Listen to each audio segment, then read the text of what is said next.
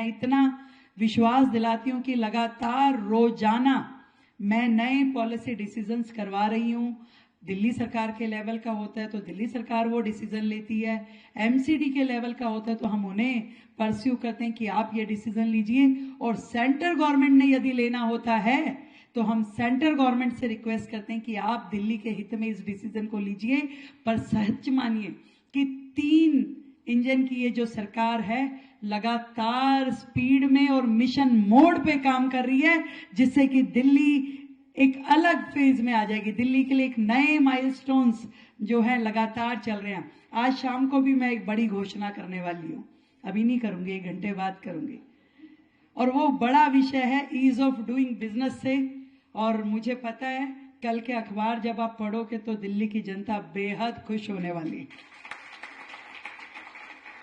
और ये जितनी चीजें आपने कही जिसमें सॉलिड वेस्ट मैनेजमेंट चार्जेस हैं कि प्रॉपर्टी टैक्स है या बाकी चीजें हैं, यहाँ तक कि आपकी डीएमसी भी है। आपको ध्यान में ही है कि डीएमसी हमने भंग की है और नई डीएमसी के प्रपोजल को अब हम फ्लोट कर रहे हैं। लगभग 1-1.5 महीना में आपकी नई डीएमसी बन जाए और एक अच्छे तरीके से काम जो दिल्ली के लिए होना चाहिए वो काम हो, ट्रांसपेरेंसी के साथ हो, जिसमें किसी भी तरीके की कोई गड़बड़ नहीं हो। कम से कम ऐसे काम चले कि जो दिल्ली के डॉक्टर्स के हित में काम करे। तो ऐसी डीएमसी भी आप लोगों को मिलेगी। लगातार दिल्ली के हॉस्पिटल्स का अपग्रेडेशन, लगातार दिल्ली में मेडिकल फर्टिलिटी की भर्ती, अभी हमने पहली बार मतलब पिछले 12 साल से परमानेंट जॉब हमारे मेडिकल लाइन में एक भी नहीं हुआ था, सब कुछ कॉन्ट्रैक्ट पे चल रहा था। हम लोगों ने 1600 नर्सिस परमानेंट अपॉइंट किया है, जिसका कि अपॉइंटमेंट लेटर मैं 6 जुलाई को उन नर्सिस को बुला करके देने वाले हैं। 12 साल बाद परमानेंट नौकरी लग रही है। और मैं कई बार जब मैंने पूरा का पूरा ये स्टडी किया कि दिल्ली का मेडिकल इंफ्रास्ट्रक्चर कहाँ खड़ा है, जिस चीज का पिछली सरकारें ढोल पीटती थी कि हमारी तो शिक्षा मॉड्यूल, हमारा तो हेल्थ मॉड्यूल बेस्ट है, उसकी सच्चाई में जब मैं गई तो मैंने ये देखा जो WHO कहती है कि 1000 लोगों पे कम से कम 2 बेड तो होने ही चाहिए। परंतु दिल्ली का दुर्भाग्य ये है कि हमारे सरकारी तंत्र में भी जोड़ लिया जाए तो भी 0.42 बेड, यानी 1 बेड भी 1000 लोगों के ऊपर नहीं है, गवर्नमेंट की बात करें। और प्राइवेट में अगर तब भी सब कुछ जोड़ लेते हैं, प्राइवेट भी और सेंट्रल गवर्नमेंट के भी और दिल्ली गवर्नमेंट के भी और एमसीडी के, सब कुछ जोड़ने के बाद भी 1.5 यानी 1.5 बेड 1000 लोगों पे है। ये स्थिति है दिल्ली की कि आज भगवान ना करे फिर से कोई ऐसी बीमारी आ जाए तो कहां हम खड़े हैं।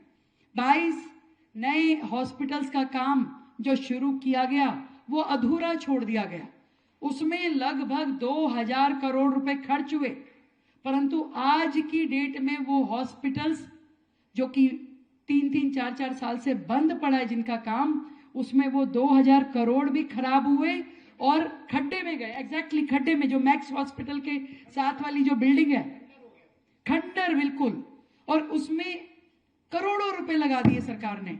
आज उन सब का रिवाइवल, उन सब को बनाना, उसको ठीक से समझना, यूज करना, और जितने लग चुके पहले उसका कॉस्ट एक्सप्लेनेशन, वो सरकार की जिम्मेवारी हो गई है कि आज उस 2000 करोड़ पे हमें और 3000 करोड़ खर्च के उन हॉस्पिटल्स को सरवाइव करना पड़ेगा, उन्हें खड़ा करना पड़ेगा, और उनको चलाने के लिए लगभग नहीं तो 40,000 करोड़ रुपए का खर्चा चाहिए, जिसके लिए मैं लगातार प्लानिंग कर रही हूं कि दिल्ली का हेल्थ इंफ्रास्ट्रक्चर बढ़ाने के लिए हमें क्या क्या करना है।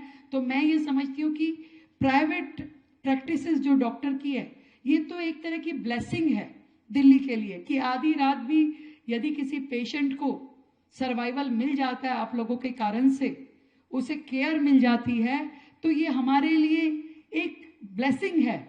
और उस ब्लेसिंग को कोई दिक्कत ना आए किसी भी प्रकार की, उनको फैसिलिटी देना, उनको बेहतर वर्किंग कंडीशन देना, मुझे लगता है कि सरकार का दायित्व है। डेफिनेटली आपने जितनी ये समस्याएं बताई है मैं उन सब पे काम करूंगी।